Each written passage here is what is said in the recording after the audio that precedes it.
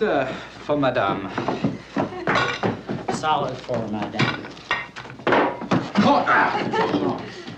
Corn for Madame. Mashed potatoes for Madame. And butter for Madame. Sour cream for Madame. And chives for Madame. And is everything okay for you? Okay.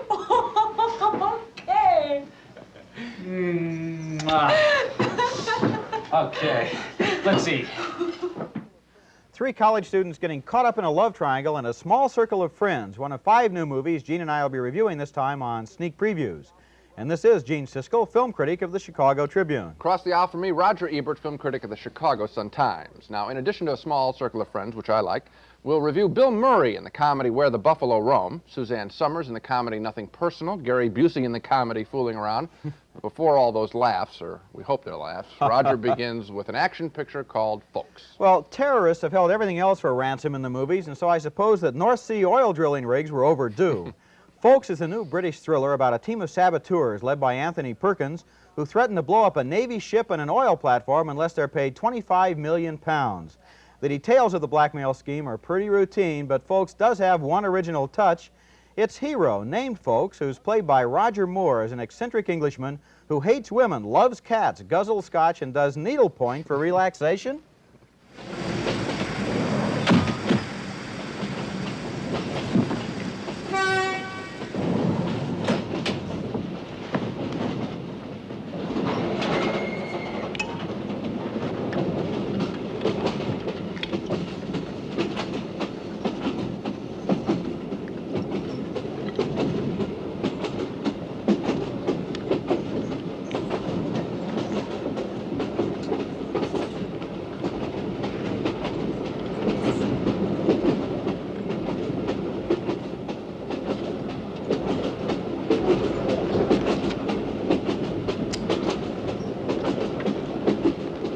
Madam,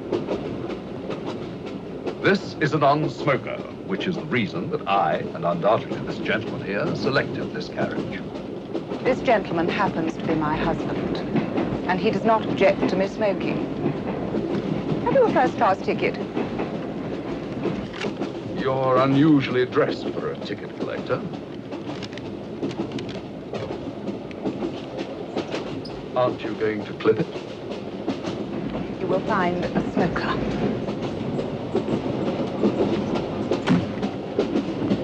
A wise decision. That character is quite a switch from Roger Moore's performances as James Bond 007. Apart from his personal eccentricities, Ffolkes is an underwater demolitions expert who has a plan for sneaking up on the terrorists and knocking them out before they can blow up the oil platform. Once his plan gets going, the movie's reduced to pretty routine action.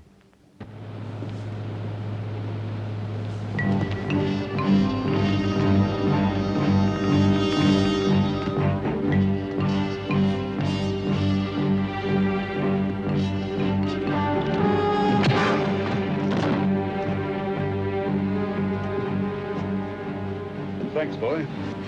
Girl. Look like a boy. You act like a boy. Okay, I'm a boy. I was hiding in the lifeboat.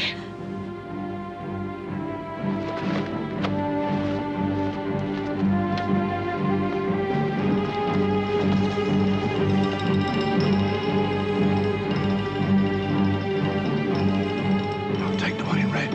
Late.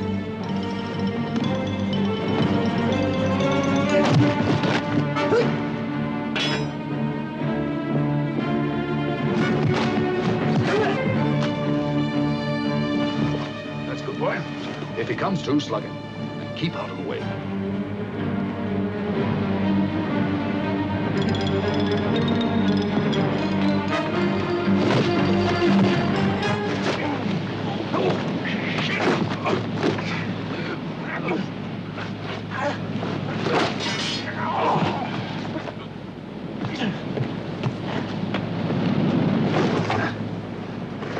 Bloody fool. Guess there are some folks you just don't mess with. Oh. Ffolkes isn't a very good movie, maybe because we've seen this basic plot so many times before, and I can't recommend it. But But I do have to admit that Roger Moore, as Ffolkes, is an interesting character. We only disagree on the last thing you just said. I Okay. think the movie's lousy and he's lousy too. And frankly, I think the movie wastes its time trying to develop little oddities for this tough guy. Who cares if he does needlepoint? This film blows it in its most crucial area, which is action. It's dull. That stuff on the boat, all tight shots like they were doing a TV show. No sense of the drama, the oil rig swinging the boat. No, just no action. Cheap, dull. Sound to me like a man who's seen too many thrillers lately, Siskel. Yeah, it is not a very exciting picture, and you would think it would be. It doesn't compare to any James Bond film. Let me point this out to you. One of the interesting things is that they obviously made Roger Moore as unlike James Bond as they possibly could. They gave him a beard, they gave him these Scottish clothes, they gave him all these strange... He hates women. Yeah. For example, he loves cats. And then if you look in the newspaper ads, they have him drinking a glass of champagne, which is not his drink in the movie, and women are clinging to his legs. The ads make him look like James Bond, then you go to the movie and he's the opposite of James Bond. They're totally confused in their marketing. I think they got scared and decided to sell it as Bond, and they didn't have a picture. Forget the ads. The movie stinks. I think that's you're right. Okay. I was looking forward to Where the Buffalo Roam, our next picture, an account of Rolling Stone counterculture journalist Hunter S. Thompson, who wrote so colorfully in the early 70s about such subjects as our national elections in the book Fear and Loathing on the Campaign Trail, and on the Las Vegas scene in the book Fear and Loathing in Las Vegas. In his writings, Thompson portrayed himself as a wild and crazy drug fiend and boozer. He may be that, I don't know, but for sure he was a superb cultural reporter, and unfortunately the movie leaves that out and just concentrate on Bill Murray from Saturday Night Live playing Thompson as a complete clown. For example, when he plays touch football in his hotel room with a hotel waiter and the waiter's girlfriend, Thompson is causing quite a ruckus, and that upsets another hotel resident who stops two midget bellboys to ask them for help. Well, it's funny a little bit, but a question occurs. Where is Hunter Thompson, the writer, in all of that? He's supposed to be covering the Super Bowl for Rolling Stone magazine, but we never find out what he thinks or feels about the Super Bowl or what he's writing about it. And that's the whole problem with Where the Buffalo Roam. It's slapstick comedy that tells us nothing about its subject, writer Hunter S. Thompson. This movie is about a writer. It's supposed to be about a writer, at least. No, it's just about a clown. You know, there's a problem with that, and I think you probably agree. The problem with all movies about writers is it's very boring to show a writer writing. Now, if you have Michelangelo painting the Sistine Chapel, you can complain about his arm cramping or something, but a writer at a typewriter, that's nothing. And so they just have all of these stunts, and Hunter S. Thompson racing around making a fool of himself, which for all I know may be what he did in real life, but it's not why we're interested in him. That's right. The movie is more about this character that they kid around in the Doonesbury cartoon strip. They call him Duke there. And it's a laughing-stock kind of film. I think that part of the problem may have been that right now, Bill Murray is a bigger star to young people, who the movie's obviously pitched at, is a bigger star than Hunter S. Thompson. And as a result, Bill Murray's sort of a clownish character on Saturday Night Live, so the movie's been structured to help Bill Murray's career, and forget Thompson, forget the writer. As you say, it's too tough to show a writer. We lose the writer. There's somebody else who's forgotten in this picture. It's allegedly about the friendship between Hunter S. Thompson and his lawyer, who's named in the movie Carl Laszlo, played by Peter Boyle. Right. At no point do we understand why they have a friendship, why they're friends, what they have in common, or why they like each other. He's just thrown in as part of the general melee. Here's the worst thing of all. This movie's about a writer. Any movie about a writer ought to make you want to read what the guy's written. You would never get that feeling from this picture. That's for sure. You'll remember Bill Murray more than you'll ever remember Hunter S. Thompson from the film. Okay, well, there have been a lot of unlikely combinations in the movies recently, but I can't think of any that are quite as unlikely as the combinations in Nothing Personal. This is a movie that teams up Donald Sutherland and Suzanne Summers, now there's a combination for you, in a plot involving romance, intrigue, and a campaign to save the lives of baby seals. This picture has everything. It's soap opera, softcore sex, melodrama, and political piety all wrapped up in one. And here's the big scene where Sutherland discovers that his hotshot lawyer is a woman. Do you think I could see the lawyer now? You're talking to her, Professor. You're A. Adams? I'm Abigail Adams. You're the attorney? Yeah. See? No. Cornell undergraduate, 1969, magna cum laude. Yeah, you're the lawyer. Harvard Law School, 1973, passed my bar exams on the very first try. Well, congratulations. Do you have a yellow pages I could look at? Oh, sure I do. I'm sorry, Miss Adams, but I think that I'm going to have to... You're not even going to give me a chance? Well, Miss Adams, I need someone with a little bit more experience I'm than you experienced. I am experienced. You know, I have Miss spent the Adams, last 5 years preparing pleadings, filing briefs, and doing research in the back room for firms like Pritchett, Douglas, and Levy, Miss waiting Adams. for someone to trust me in a courtroom with their wife's speeding ticket. You guys are all the same, aren't you? Come on, Miss Adams. It doesn't have to do with any of that. I'm trying to protect those poor, helpless animals from the combined power of the Damn United it, States Professor, Army, the I United may be States a woman, Senate. I'm aware of that, It but doesn't have I anything know to do with you that I being a can woman. handle this case as well Well, or I'm better sure than that any may of be these part- but I Washington can't lawyers. In fact, probably better. Well, maybe, yeah. I'm more motivated, I Miss- cost less, Miss- and most important of all, I've got Adams. 10 times the hours to give to it. Miss Adams. Come on, you don't need to be so formal. You can call me Abigail, or you can call me Abby. I'll call you Roger, being that we're going to be working together so closely. Abigail? Yes, Roger? See, isn't that better? Kiss me. This is obviously a lawyer-client relationship made in heaven, and they team up to save the seals and each other.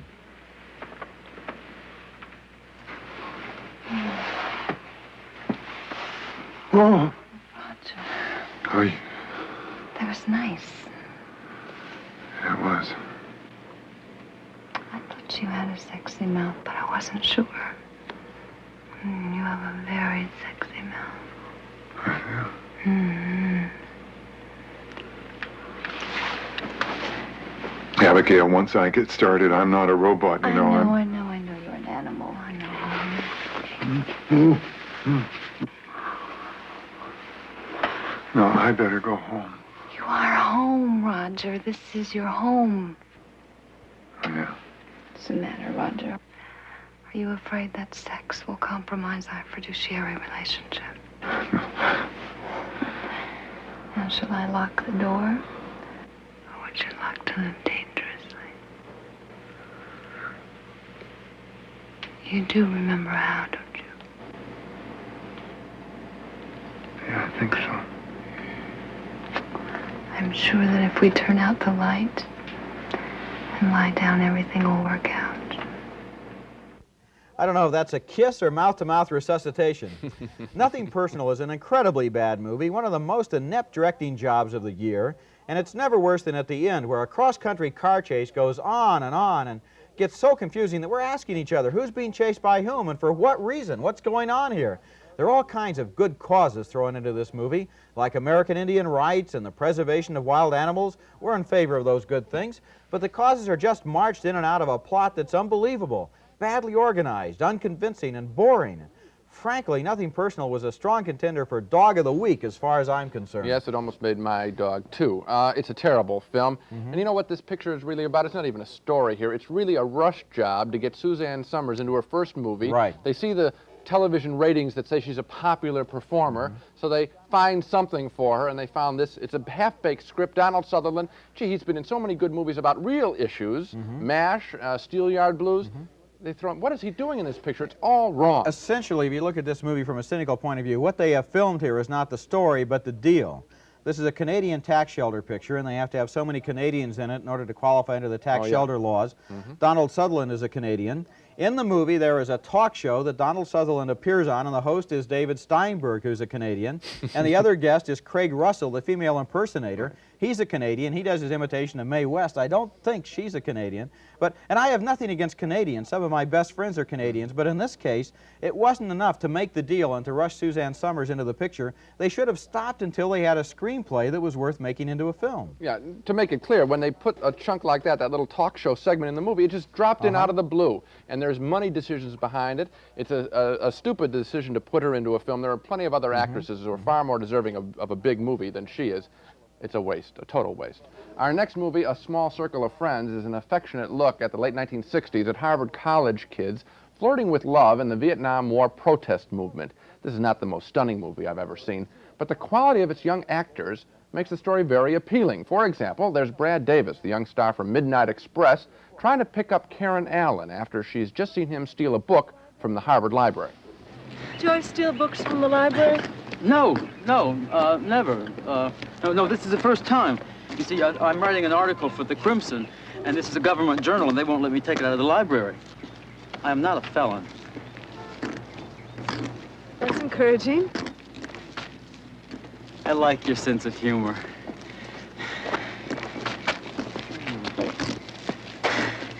Isn't it great that we're free? I mean, liberated, that you're free, that I'm free. Oh, yeah, that's really something. And no more parents, no more restrictive rules on our natural inclinations. You see, I believe there's only two real choices in life. Either you play it safe or you take a chance. Now, I believe in taking a chance. What about you? What do you think? I think that if you really want to go to bed with me, you ought to just come right out and ask.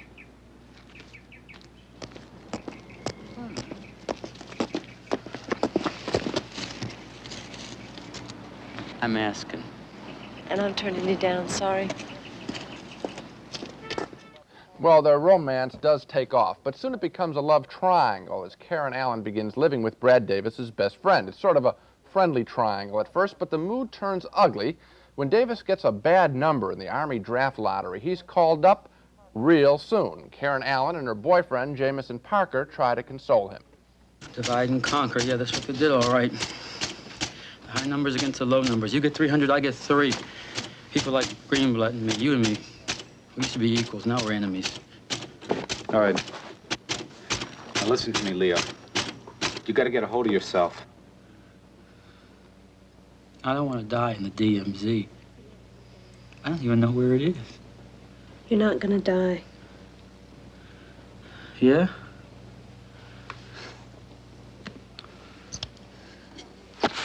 Look at this.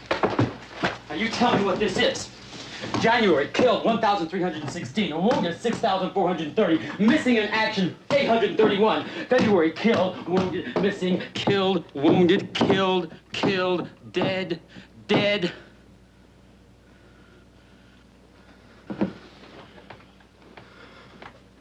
You think napalm is bad? They got this new thing over there called bouncing Betties. The thing triggers off at groin level. Do you know what that does to you? Do you? You're panicking. I mean, maybe you're not even fit. I am fit. I am fit as a fiddle. Look, you're not alone. We'll think of something, I promise. Leo, come on. Get cleaned up. Take a shower. Everything's gonna be okay. Okay? I promise.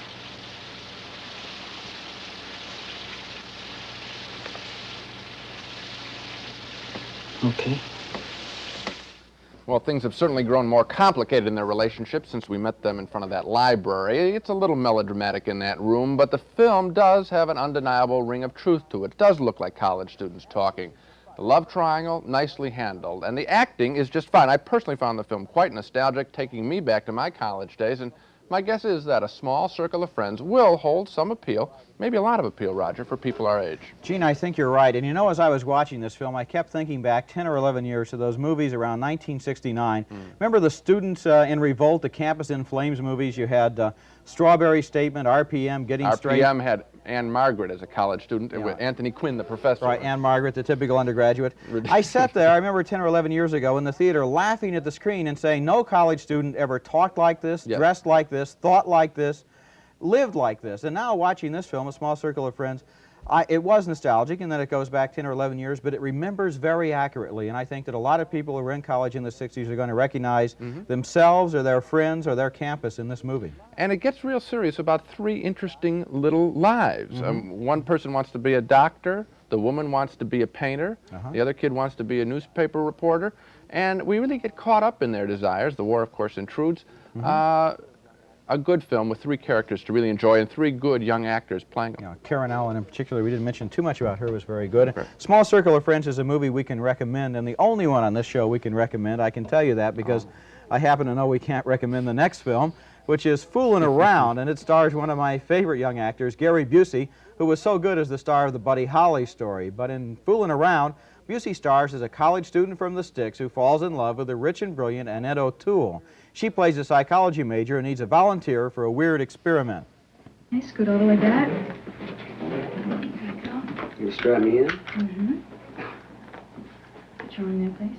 This is an experiment in psychological response to pleasure-pain. What do you mean, pleasure, pain? Arm. Right here? Don't look so worried. We've done this many, many times before. Just think of it as a little game. We're going to ask you some questions, and you answer right or wrong. And if you answer correctly, you get a little shock, that's all. A little what? A little shock. It's a study of depression. If we tell you any more, it will spoil the results. Well, I was just looking for a part-time job. Where you going? Can you hear me out there? Mr. McDaniels, please don't shout. I can hear you fine.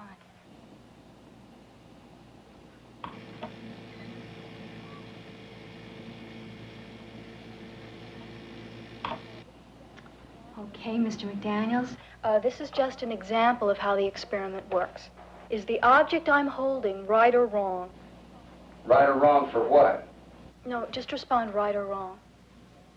A banana? I guess it's wrong. Oh, that was very good, Mr. McDaniels, very good. Well, why was it wrong? Oh, I'm sorry, we can't tell you that. Okay, this one? What was that other one? That other one was right? Mm-hmm. Well, then that's right. Hang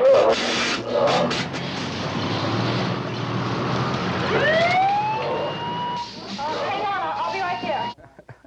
There's a scene that could have been inspired by The Absent-Minded Professor or Abbott and Costello Go to College. The whole movie's on that same level of sophomoric cliches, just like that Roger Moore thriller, Ffolkes, that we talked about earlier in the program. Here's another plot we've seen so many times before, we know it by heart. The poor kid falls in love with the rich girl, and he has to compete with her fiancé, and of course, the fiancé is an effete slob and snob. Okay. There's naturally a big showdown in the church as the girl's marching down the aisle, but we've lost interest a long time before that. And Foolin' Around is a complete waste of Gary Busey's talent. That's the point that I'm really after, too. Gary Busey, he wins an Academy Award nomination for the Buddy Holly story. He's great supporting Dustin Hoffman in the movie Straight Time. And then this, you sit there and you wonder what's going on here. Here's a serious actor in a numbskull movie. Abbott and Costello, Disney, you're right, it's stupid. There's nothing here. He's slapstick. He plays a construction worker. He falls around on buildings. This is dumb. I was shocked by it. I was shocked and disappointed. Somebody else who disappointed me was Annette O'Toole, who plays the girl. You might remember a picture that we liked a couple of years ago called One-on-One, starring Robbie Benson as a college basketball player.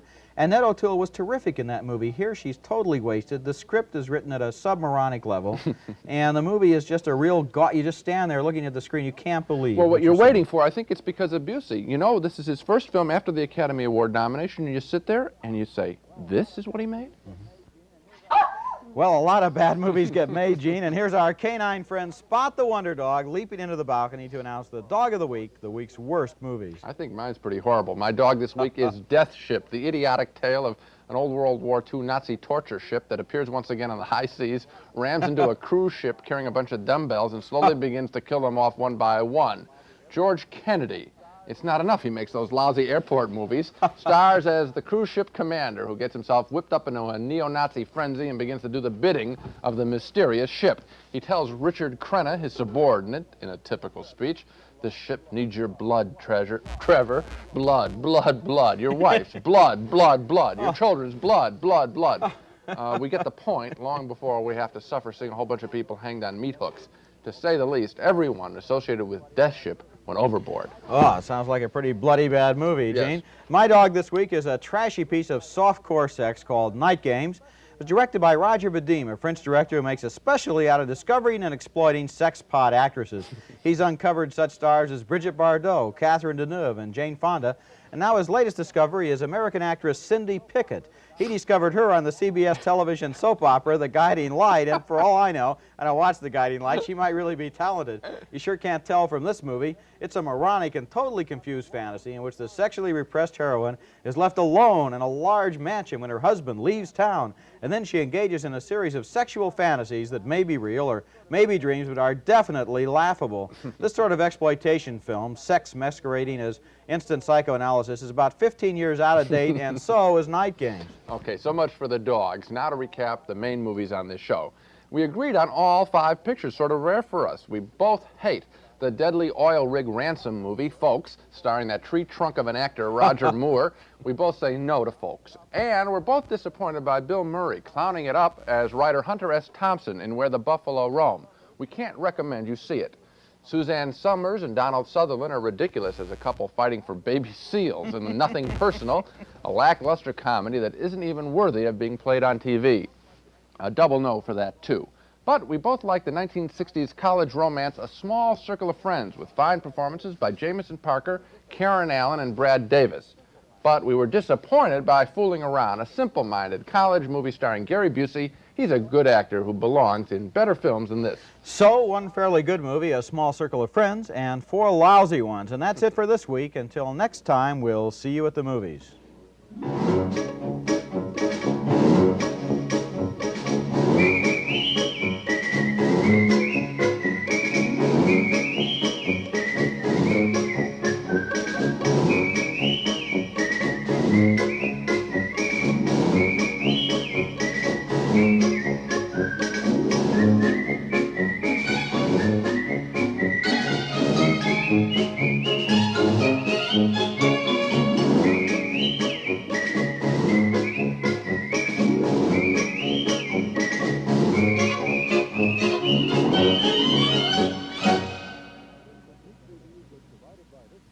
Funding for sneak previews was provided by this station and by other public television stations.